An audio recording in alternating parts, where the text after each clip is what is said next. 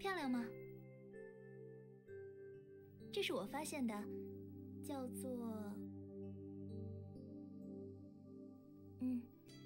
做苏苏谷。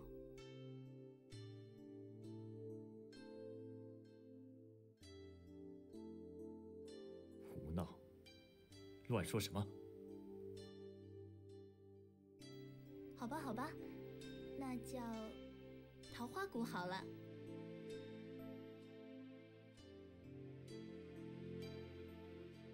不要生气嘛，只是想让你开心一下。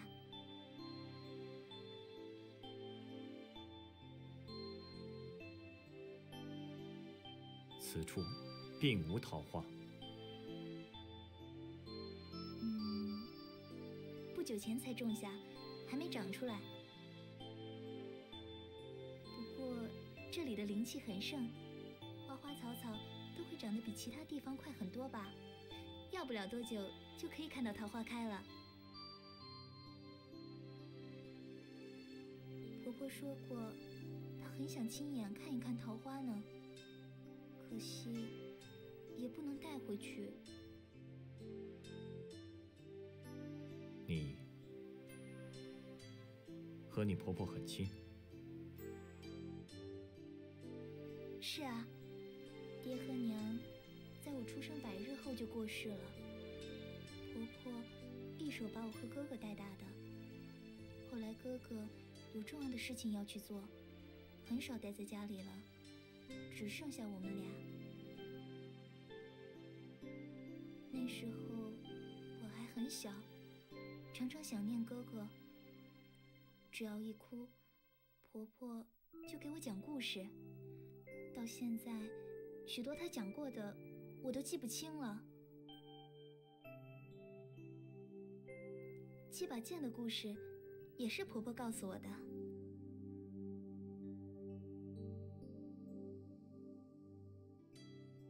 其实这个故事我们那儿的人都多少知道一些。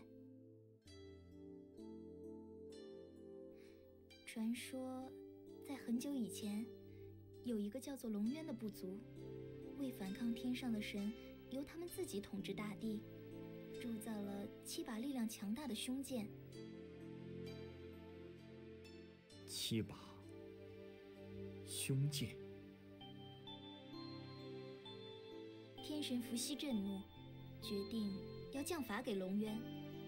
另一位大神女娲娘娘不忍心看他们受罚，就从龙渊人那里夺走了7把剑，将剑分别封印在大地各处。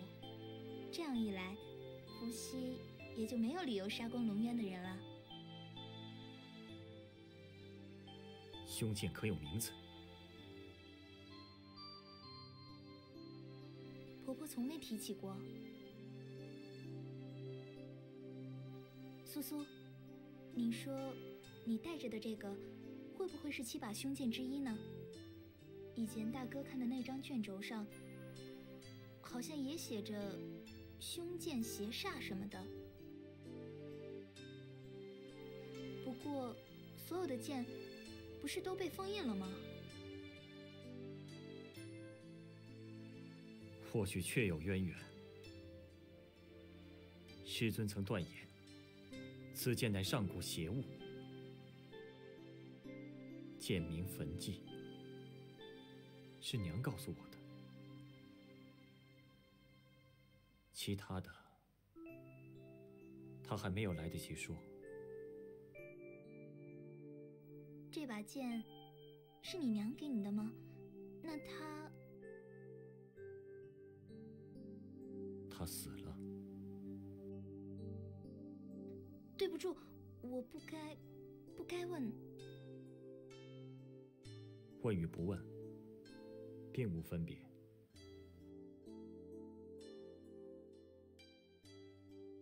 白天，谢谢你，谢谢你相信我说的那些。我的故乡，也许和世上其他地方都不太一样。天地无涯，人生渺渺，规则常理不过世俗所约，若有不同，便被目为异类，委实可笑。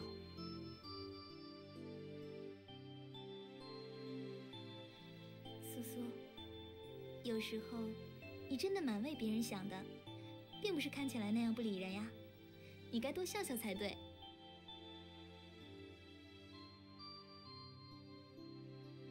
见的事已说完，回去。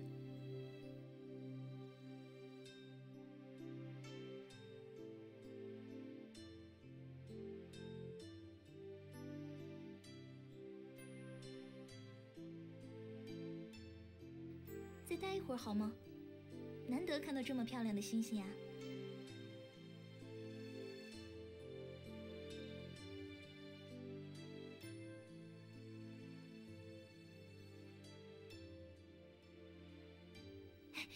苏苏，快看，那是流星吗？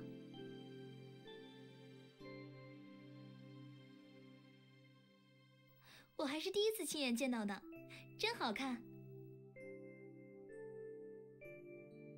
以前我很羡慕大哥，偶尔他离开故乡，就能看到许多那边没有的东西，像是闪亮的星星、粉色的小花。如今我也见着了，才知道为什么大哥总是说这些都非常非常漂亮。即使以后看不到了，回想起来也会开心的。星空四季，亘古不变。若是想看，离家出来便是。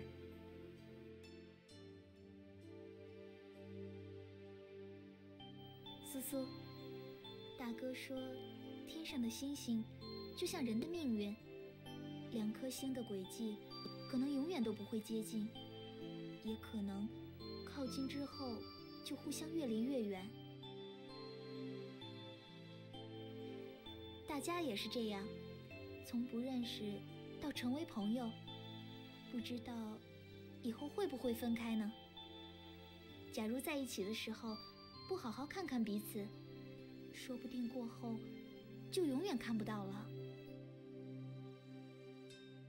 伤春悲秋，无甚意思。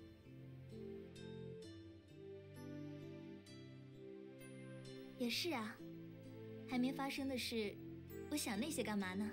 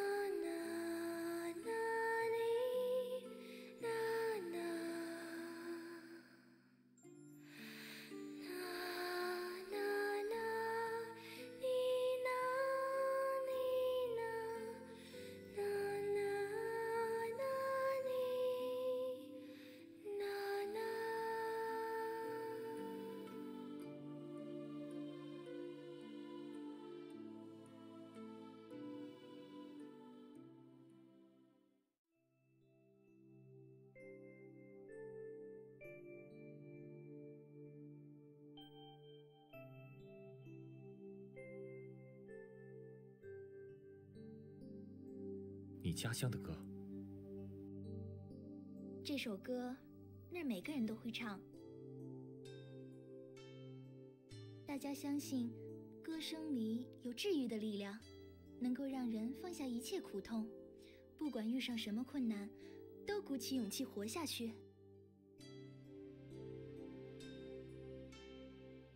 那个，真的不要叫苏苏谷吗？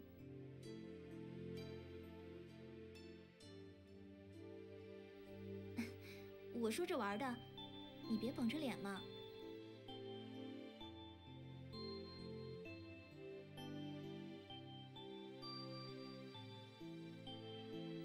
哎，看，又一颗流星呢，真了不起！就算只是一眨眼的功夫，也留下了最最好看的光景。其实苏苏说的对，与其想来想去，不如珍惜眼前才是。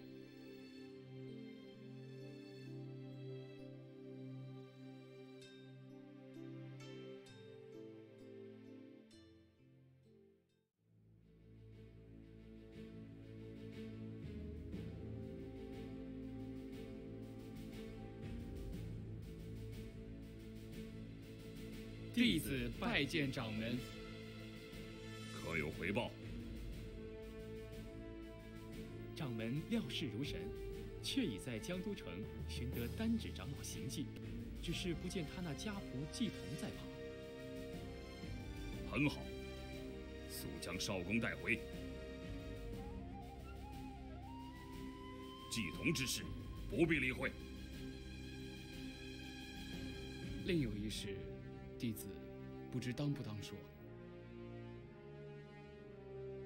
何事吞吐？说。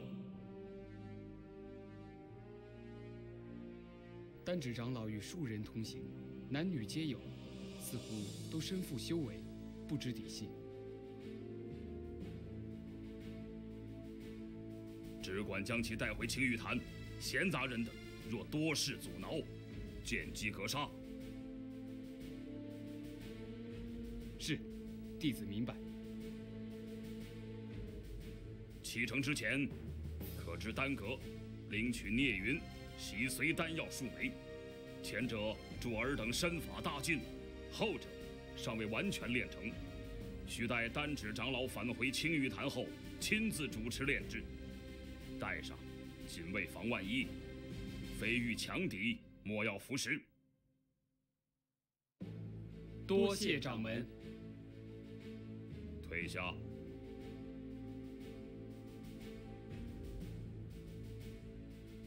少公，一入青玉坛，生死皆是本门之人。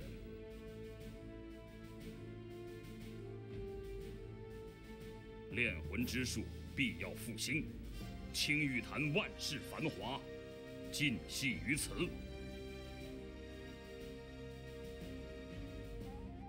你这个丹指长老，休想置身事外。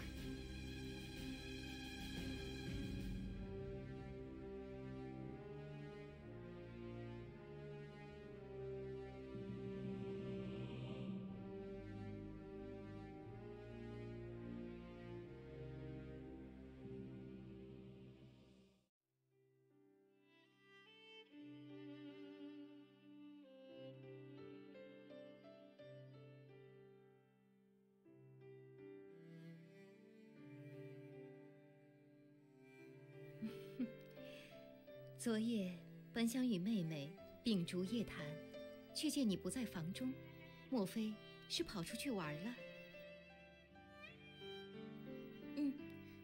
和苏苏去看星星了。星星，我听到了。这孤男寡女，夜间同游。原来木头脸也没那么木头。一定是他缠着屠苏哥哥，屠苏哥哥没办法才答应的。是我先去找苏苏没错，可是不用说了，早知道香菱就抢在前面去找屠苏哥哥了。阿弥陀佛，这个更深露重，男女授受不亲。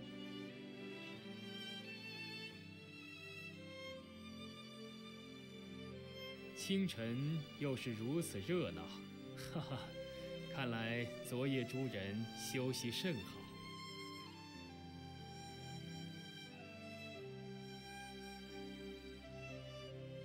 屠苏哥哥，下次也带香菱去看星星好不好？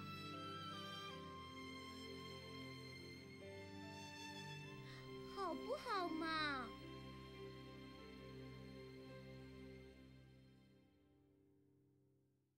星辰不允，要看自是有许多机会，寻找玉衡却属紧要之事。不如先商议一下今日去向。未知占卜之术，可有明说接下来该如何行止？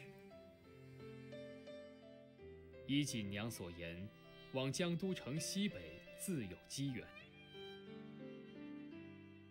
昨日于城中打听，经城郊去西北，一村落名唤甘泉村。在下以为，我们到那附近探查一番，再做打算。各位意下如何？可少公说的自然是没错的。反正这个地方我都不熟，跟着你们就是。甘泉村会有甜甜的泉水吗？说不定正是如此，顾名思义。听名字该是个风光秀丽之地，也许又可以大饱眼福了。猴儿逃婚，倒像是出门远游，吃喝玩乐，好不快活。谁逃婚了？本少爷这是义无反顾，助少公一臂之力。正是正是，都知道小兰大侠你义薄云天。大侠还不走？